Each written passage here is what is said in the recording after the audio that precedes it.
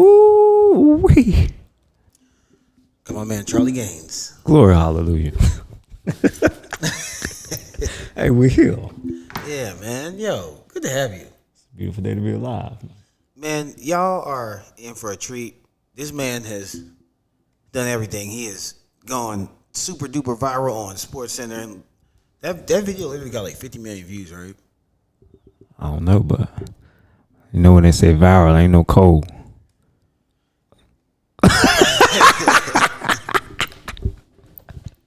Hey, we here. I don't know the numbers, but I'm just grateful, bro. Yeah, I'm gonna find that video. SportsCenter, at least 50. It was at least 50 million. Wow. You have trained Walker Flocka? Mm-hmm. This is not a joke, y'all. This man was Just diving out. Walker's personal trainer. Diving out, man. Yeah. Straight from North Carolina too. From North Carolina, From bro. hometown. Country boy. Just like you, man. You know. Yeah. Our souls resonated as soon as we met. Seriously though. For sure. I know you've been told you look kind of like Gilly a little bit. All the time. I've been told since I was a youngin' I look like a smart guy. When I had hair, I looked like Ludacris. When I ain't had no hair, I look like Gilly the Kid. And I just had to accept it. Okay, well, maybe they all tried. Yeah. If we want to go deep. Yeah. I see it too. Sometimes I be watching his videos like, damn, that dude look like me from the side. Yeah, it's interesting. It is. Same tribe, man. Same tribe. Quick hitters. What is one trait that you admire in other people that you don't see in yourself? That is a question I ain't never been asked. What's a trait I admire in other people that I do not see in myself? You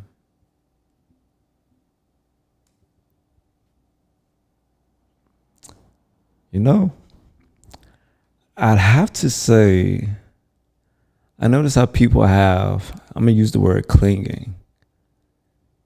A clinging or a desire to like support like sports or celebrities or people. I guess it's just my old soul.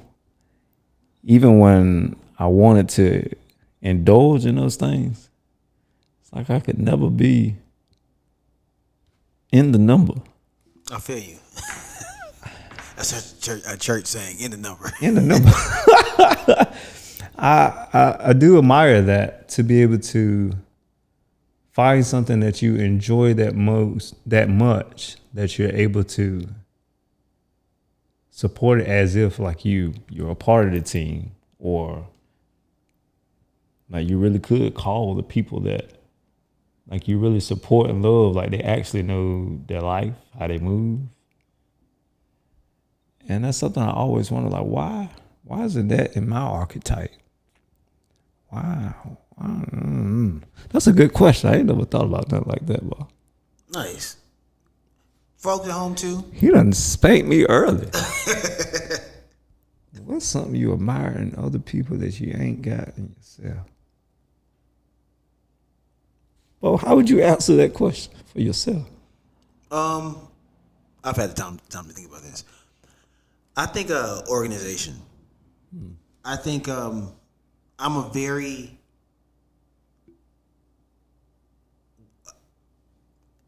I was gonna compare it to sports, but you just told me. Well, I mean, but you know, I'm more of a I don't want to say improviser, but I think I thrive more in maybe a little bit of like positive chaos. You know, I'm not great at making a schedule for something and sticking to it. I kind of wake up and I'm like, all right, let's, you know, what I'm motivated to do, I do. And that can be great because motivation can be great. But when the motivation runs out, that's when you need to and honestly, I say discipline. And though I'm disciplined in certain areas, you know, like working out, I feel like making videos to a degree, you know, just paying bills and things. But we all know there are levels to discipline, you know, and I will say, like, That is true. Like, prime example, I'll be honest. I haven't fasted. I haven't fasted in probably over a year. Shameful. Shame. That's okay. You know, and I think there's a direct correlation to certain just things that I give into you know. And I look at certain things like I'll just things like laziness, you know what I'm saying? Like things like being on time to work, you know, where it's like there are small tweaks that will require a certain level of discipline to where I could be early to work every day. You know what I'm saying? Or to where I could cut out sugar in my diet, you know, other things, you know, and I realize like, I look at other people, I see their discipline and I see their organization, and I can honestly say like I don't have that, you know, and I would like that, and it's been that way my whole life. Yeah. Yeah. Oh, So yeah, I'm with you. Understood. even meal planning, you know, or meal prepping, Yeah. you know, that would save that would if I would take 20 minutes to cut all my veggies and fruits, put them in a bag for the week, and now I can just make my smoothies, make my omelets easily. That would save so much time as opposed to now I'm taking 6 to 13 minutes every single time. It's madness, you know. Sorry, man, you done got me started. I'm with you. I'll say, bro, I feel like I've had the cheat code for that, the shortcut, because I've been forced to be disciplined at an early age. Okay. My pops was my sensei, martial arts, taekwondo, Shotokan. So we've been taught to think out of the side of the box early. And being forced to do something is one thing. Sometimes it's a little miserable, Yeah. but you pressure through, you fight through. But now at my adult age, when it comes to anything that I need to create discipline around, I'm just going to have fun with it. If I don't want to do it, I got to figure out a way. Even in school, like tests and stuff, I ain't want to be in no school. So I would write songs to help me memorize the answers or what I need to do to, like, there's always a way. Okay. But the way that we've been taught to structure ourselves and go about and plan and grind it out, or you got to be stickler on, if I say I'm going to wake up at 6 a.m., I got to wake up at 6 a.m. every day. No, nigga. You make the rules, man. Yeah. If you miss a day, it's okay. You live to try again another day if you get another one. Grace, fortitude, and just have fun with that thing, bro. Just like a kid. Okay. It makes a difference. Okay. I like that. I like that because I be needing to find a challenge or a what helps me do something is having an end understanding of, okay, this is why I'm doing it. You know what I'm saying? Like, and yeah, when it comes to small things like cleaning, things like that, it's like the procrastination can kick in, and then it's like, then when I do clean, now I'm cleaning everything as opposed to a little at a time. And yeah, if I could find a why, other than of course the obvious that it needs to be done, but yeah, like I need that. I need that. Yeah, I like that. Making it fun. Hey, bro. Yeah, cut on some Al Green and be moonwalking across the floor. You know, it's funny. I've been listening to older music lately because, you know, growing up in the South in the 90s, did not have a lot of exposure to secular music at all. Oh, facts. You know, I can tell you more Yolanda Adams and Trinity 5-7. Hey, mama be like, turn that off. Yeah, exactly. Yeah. Like I tell people, and it's not a joke, I really didn't know but maybe maybe two Michael Jackson songs until I was about 12, 13 years old because there was no YouTube, you know. Mm-hmm. We didn't have cable, so same. You know, only time you get MTV and BET's at grandma's house, you know, and then, you know, YouTube didn't come out till 05 or something. So there was a period where if you didn't grow up around certain music, there was kind of no chance for you to hear it unless you somehow got onto the radio, you know. That's it. So lately I've been getting into like Anita. I like Anita Baker. Last night I was listening to Gladys and the Pips. Come on, man. Man, Taking it back. You know, and it's interesting because I now view songs, older songs. I'm like, would this song sound good with like a workout video? Because there's something about like a workout video and an old school song that I love, and so it's helped me create like I'm falling in love, man. Okay. So I need to go to Al Green next. Oh, for sure, man. That music allows you to feel in your soul, because those songs had messages, like actual messages, and meaning and subliminal messages also. I was thinking about Earth, Wind, and Fire. We're in September, Oh yeah. and do you remember the 21st night of September? And I'm thinking about, oh, well, we getting into this equinox and time is changing, The vernal. and people now talking about with the resurrection and all this stuff. Yeah. There's definitely been an energetic shift Yeah. in this month of September. Oh yeah. So they've been putting out messages in their songs back in the day, and it's the only way that they can really get it to us. And yeah, I think we all should do a fine tune and rewind to pull back some of them songs, man. Yeah, man. Because it's funny you say that, man. Well, we can go ahead, man. Oh, go ahead. I have a theory about the spring equinox and the vernal equinox, the autumnal equinox. Okay. As we know, that's we'll start with March 21st, March 22nd is the start of spring. We all know that that's the true solar new year, you know. So with the new year starting New Year's Eve. there's a I have this theory that there's opening in the spiritual realm where there's just I don't know. I don't ever want to say that it's more powerful or anything, but I feel like there's just this open season, if you will, for a week or two where maybe some of the thoughts you have become a little stronger. You know what I'm saying? Maybe some of the words you speak, you see come to fruition. And so I think it also happens in September for the autumnal equinox around this time, because now we're talking about the sun and the moon. We're talking about night and day being equal, and there seems to be just some kind of super shift where even season wise, you're going from cold to warm, you know, and there's that. It's kind of even how our bodies have to go through that 2-week change of we're switching, and there seems to be this. Yes, sir. Yeah. Hey, boy, What you think, man? I'm with you, especially when you speak on the actual New Year in March. Things are beginning to bloom. Things are beginning to come into life after being dormant and dead for some time. And right now, I feel like it's all about our balance.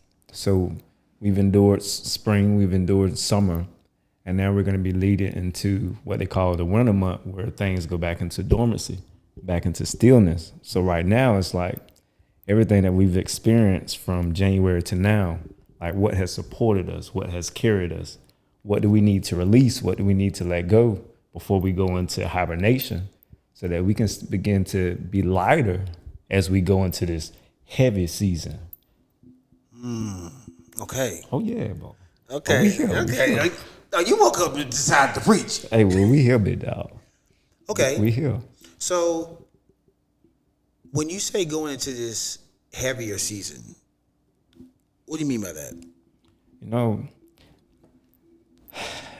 well, let's say fitness. I just say bodies are actually made in the winter. This is where you do all your planning. You can eat buku, gain 15, 20 pounds. Bulking season is what they call it. This is your time to really not worry about how you're going to look in summertime or the abs, but you have a goal. So in the time where you're supposed to be resting and nurturing yourself, planning strategically, what do I want to come into fruition when things begin to bloom again? That's what I see as this is your heavy season. Go into your heavy season as light as possible. Release the things that maybe in this year you realize you've been taught some things that do not resonate with you no more. It don't need to go with you into the next new year. And when I think about New Year's and time and this man-made Gregorian calendar and how there's Chinese, who gets to dictate this body? And those seasons are always going to change, which is why I don't think we're supposed to be eating the same thing in spring, in summer, and winter. Just like fruits and melons and stuff go out of season, we need to be switching. We need to be releasing. We need to be changing, man. I never thought about that. Oh, for sure. All things change. We're not supposed to stay the same, baby. Everything evolve. Yo. Death and rebirth. So more to what you said, because I really like the what you said about, man. You got me stuttering. Hold on, let me let me Take your gather time, myself. big dog. So I like how you said we are going into this season, because when you think about it getting cold, from a warm blooded sun needing creature, this would seem like nighttime, quote unquote. Like if you look at, because I look at the years, it's like daytime and nighttime. As far as like sunlight, because once it hits spring, the days get longer. Summer days are super long. Fall it's back kind of even, then it starts getting more dark than light, and then winter is just. And so like I like your perspective of the heavy, because this is kind of the time where you can like, I hear the term shadow work, where because like I said, like darkness is more prevalent, not in an evil sense, but it's a little darker than it is light. You can kind of, this is the time to kind of work on things, to kind of do that. I like that. I like that. I like that. Bro, all things derive from darkness. Darkness is just as balanced as light, but we've been taught to think that it's been the latter, or it's the devil, or it's evil. We all derived out of that womb that was dark. All seeds that get planted in that ground is dark. We need the dark in order to bloom and thrive into who we're supposed to be, or what our blueprint is, or what it is that we would like to do. We need that dark, big dog. So let me ask you this: when you hear the term seasonal depression, do you buy into it? Do you think it's real? Do you think it's just kind of a figment? Not a figment. Like, do you think it's if you succumb to it, it is what it is. If you don't, you don't. Like, what's your view on it? I think there's much science to it when you think about there's less time in the sun. Like, we're all sun beings, just like plants. So if we're stuck in a job, in a box, or work in walls, or the house because it get dark early, then yeah, our mood gonna change. We ain't getting that actual nutrients that we need, the light to our mind's eye and actual eyes. And I believe that definitely plays a part. And like we grew up in an era generation where we was outside from sun up to sundown. Yeah. And when you think about COVID, they had us all inside. Nigga, everybody was depressed, nigga. Ain't nobody outside playing, congregating, cookouts, family reunions. All this stuff switched. So I think it's the same thing when the seasons begin to change. When that light begins to dim, that peanut gland is like, oh, it's bedtime. Ain't too much up and thriving, and like you said, us being thermal creatures. And when it get a little cold, I'm inside, big dog. I'm small. Yeah. yeah. I weigh 142. Yeah. I can't take but so much. Yeah, man. I hope that answered the question. There was a lot that was flowing out my mouth. No, that makes perfect sense, because I too, like I agree. From a scientific standpoint, it completely makes sense, because I look at God as like, I look at the sun kind of as like our God, if you will, as creatures that need light and warmth. And so it's like when our God is far away from us, or getting farther by the day, and it reaches the point where he's farthest from us, yeah, it's going to be like, it's going to be a little bit of, like you said, a mood change. So let me ask you this then. Since scientifically, we can both agree that, there's something to it.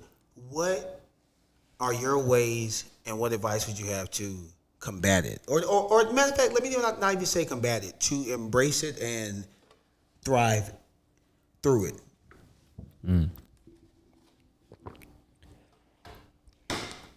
I would say, upon waking, if you can catch the sun, that maneuvers your mood, your hormones, your energy in ways that science can try to put it together, but molecularly, DNA structurally, like, it just shifts everything. So getting out early to see the sun, put your eyes on the sun, because you're not moving as active, like your DNA, your internal structure of cleansing and moving is slower. So I recommend like hormone balancing herbs, passion flower, kava kava, saffron extract, lemon balm. Like put foods inside of your body that's going to give you energy because you're not actually out moving your body. That's going to give you more energy. Okay. Okay. The herbs, I feel like supplementing with the plants, the fruit, that is vitally important. Getting grounded, like if you can make it out while the sun is out, put your feet in some grass. That can change some things too, Bo. Touching grass. That is a saying. Time. Okay. Big time. And right now we're talking about how to raise the vibration when we're in the season of less light, correct? Yeah. Saunas, getting in heat. If you don't work out, it's like how can you keep your system in that state that it actually thrives in, even when the environment changes? Supplementation of food, working out, moving your body, dancing. That's what's coming to me, man. Okay. That's a good question. Okay. I like that. Okay. A quick side question that has nothing to do with what we've been talking about. Something to make you think. If you knew it was your last 24 hours on Earth, would you take a long shower, embrace it, get all the last of a great shower, or would you take a short shower so you can get back to living? I might not take no shower. I'm here for the living, baby. Okay, that's true. Okay. I might wash my hands and sprinkle it on my head, and that's good enough. Damn, I hadn't thought about that. I'm here for the living, bro. I understand the shower, feeling the embrace of the water, feeling life, feeling the presence. But I'm here to live it to the fullest every second and minute, man. Okay. I feel that. Okay. I ain't never been asked nothing like that. Short shower or long shower? Yeah, you know. How about you, man? Well, I'm not gonna lie. You got me thinking. I'm like, well, that's only 1,440 minutes. Like, how many minutes would I really want to spend bathing for what? I guess a lot of people would dictate what I did the day before. But I guess if I were going to answer my own question originally before I talked to you guys, hey, bro, it's going to be different for everybody. I probably would take about a 20-minute shower, man. Well, just because I love a good shower. Come on now. Get my last thoughts in. Hey, bro, it's something powerful about that water, man. Yeah, man. The elements. Yo, so what do you like? I don't know, man. Just tell me some shit. Like, I feel like you are a keeper of like, well, not a keeper. I just feel like you just have this oasis of understanding. Like, what's like a theory or so, or like what's something you've wanted to preach to the world or something? You know what I'm saying? Like, good gracious. Well, since we're talking about water, my beliefs is water is conscious. I've always been that kid that actually did this to my mama. I was like, Mama, is water alive? Is water living? She's like, nah. It's like, all right, Mama. Well, how those trees and plants grow? The water, right? I asked, I was like, you think the plants and stuff living? She was like, yeah. Well, how they live? The water, right? Water and the sun. So wouldn't that mean that water is living? And water is conscious. We all come through water in the womb. Women are governed by the tides of the moon, which moves the water in the system. They say we're all 70% water. I truly believe if you take glass, an element of the earth, not plastic, and you speak life into the water, you can see things come into fruition. I've read Dr. Emoto, who done studies on water, where they would take ice cubes and they would play different frequency music. Let's say one we play Al Green and one we play Slipknot. That's what's coming to me, something rock. And you freeze those ice cubes, and when you pour those ice cubes out, the one with the Al Green, the smooth, the peace, non-distorted, is going to show you crystalline fractals of beauty, of snowflakes. But when you have that distortion, it's just cracks and no form, no artistic form. Water itself is living, man. That's just where I'm at. I believe that you can speak. I feel like if you pray or speak or wherever people resonate in that area before you drink water, even down to, it's like, if you want to pollute a civilization, pollute the water. If you want to kill something out, do something to the water. I was speaking about water not too long ago at a bike, a memorial rally, and was talking about tap water. Like they add fluoride. Oh, that's 420. Okay. They add fluoride and other chemicals into the water. Like when you put fluoride into, like, it's in toothpaste, like it mess with your brain, bro. Like, this is scientific. You can do the studies, man. So water is it. We all came through water. If it's cold outside and we breathe, we see the fractals of fog, mist, water. So I'm safe to say, hey, man, this is modern day Atlantis, but we just never been in a space to actually look at it like this. We're living in water. We're breathing in water, oxygen, or whatever you want to say. Everything around us is water, bro. Surrounded by water. More oxygen comes from the water and kept than the Amazon forest. Water. Holy water. Everybody talk about it, man. Yo.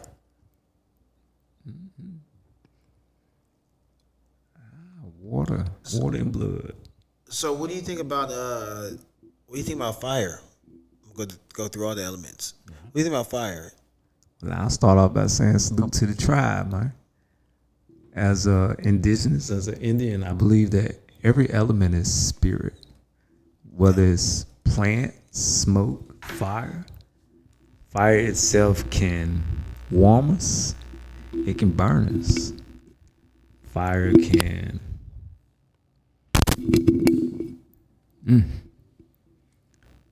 I've always had an infatuation with watching fire.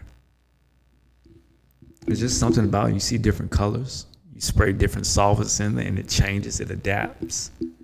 And if a fire gets spread, well, like say like LA, wildfires, it's very hard to contain fire itself. Like it's its own entity.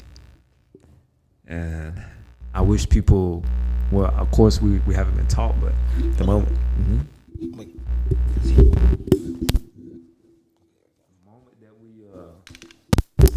we spark fire and we light it to anything, it changes its composition. So if it can change its composition, same thing with water. If fire can turn an ice cube to a liquid or a liquid to gas, it's its own living entity. Damn. It's like our body. Our body turns food into waste. It's its own living entity. Everything is living in this world, bro. Everything. So let me ask you this with you saying that. With us moving to a digital age, what do you think that is going to do to the human body over time as we evolve? Seeing as how I feel like we're going to be dealing less and less with just, like it's interesting. Like in the 90s and the 80s and the 70s, early 2000s, you're writing on paper, you're writing with pencils. You know what I'm saying? All these things that have been made from the earth. And not that, iPads and things aren't made of elements of the earth, but it just seems like things are moving less and less physical. And so with the world moving to a less physical world, like, how do you think that's going to impact us as we evolve as a species? I like that. I like when you spoke on writing. If you want to see something come into fruition, write it, see it, and it will. Well, when I think of humans right now, ChatGPT, like when I first got introduced to it, it used to take me almost 20, 30 minutes to write a paragraph, 2 paragraphs in a corporate email. And now that thing do it in a blip without me having to think. So I feel like the younger generations, it minimizes the need for, they use the word critical thinking. Critical, I just think is a colonial word, but you don't have to use pieces of your brain. You don't have to. I remember when I used to have questions all the time, my pops would be like, go look in the dictionary. Dog, same. Same. I didn't want to ask them. Go look in the dictionary. Literally. And I feel like when we lose those functions as a human, we are more susceptible to lean on something that's going to give us convenience over actual knowing. We was brought up in a belief society, but when you know things, you know it. Can't nobody tell you anything different. Yeah. I feel like the AI, the technology, there's beautiful ways for us to enhance ourselves, enhance our brain, further our knowledge and wisdom. Yet, as long as we don't lose our aspect of humanitarian, what is that the word? Humanitarianism?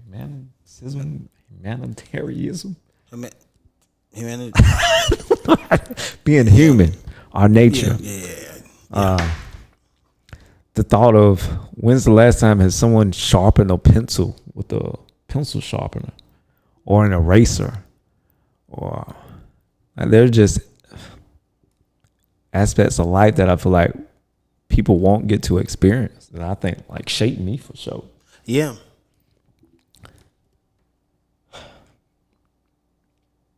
That's a good question. The AI has definitely transformed my life, though. In a positive way? In a positive way. Man. So what you think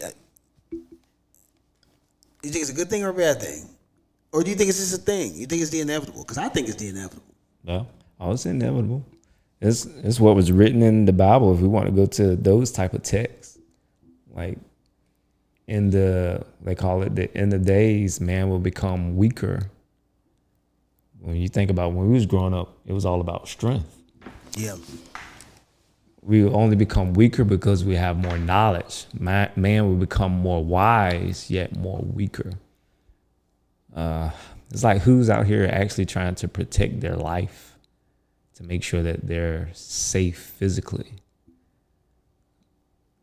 We're all dependent on the robot, our robot. Yeah. That's why I'm at. When people be like, what you training for? Life, nigga. What you mean? Seriously. They got robot dogs, and nigga, if I need to tuck and roll, I'm tuck and rolling. Yeah. I'm glad you brought up the Bible, man, because another theory, man. I feel like what we're experiencing right now is the concept of Adam and Eve eating the fruit and eating from the tree of the knowledge of good and evil.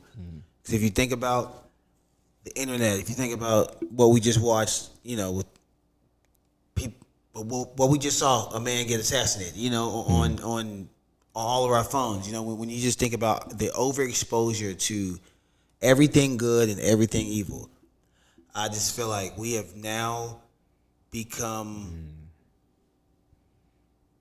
like the scriptures say, like God, knowing good from evil. Now we know, and like you said, because we are more wise, quote unquote, as far as just like, I wouldn't say more wise, because we're more aware and we've received so much information because we've bit this fruit. We are now in this chaotic state. We know too much, but it was written though. Yeah. And that's why I don't want to take it too far in the scripture, but like that's why I feel like the Bible. For me, let me say this. For me, when I read it allegorically, when I read it conceptually instead of literally, I can gain so much more from it because I can see certain concepts playing out. I feel like if I try to look at it too literally, I'll miss the message. It's kind of like a parable. Sometimes I feel Big like facts. the Bible's like a big parable. It is, Bob. So yeah, I think, and it's even funny, with the apple, the apple symbol, with the bite taken out of it. It's just funny. It's funny. They've been priming us for everything. Like we grew up in the 90s, and when we first got on the computers, I used to ask myself, why are they saying, are you a robot? No, nigga. Why do I got to click that button on the prompts? They've been asking us that for ages. I think about like what you just said with like us becoming numb. Like you think about Floyd and they put knees in his neck and it's being casted out on phones and everybody's seeing it. Like people come numb. Like if that would happen where I'm from, and you would have put your knee on one of our people's neck, it wouldn't have went down like that. Yeah. It's they just been priming us, bro. Priming us. Yeah. Yeah. Dang. Oh, we here, hey, bro. Well, I'm here for it. The next time and the next time and the next time. Well, let me do one wrap up question.